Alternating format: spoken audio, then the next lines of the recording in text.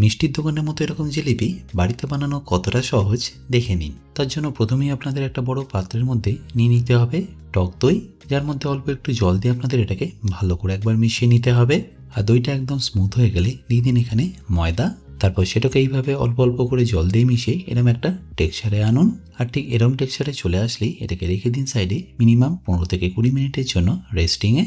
এবারে রসটা বানানোর জন্য আমি একটা বড় পাত্রের মধ্যে নিয়ে নিচ্ছি চিনি, যার মধ্যে আপনাদের যতটা চিনি নিচ্ছেন সেই সমপরিমাণ জল দিয়ে ভালো করে একবার ফুটিয়ে নিতে হবে।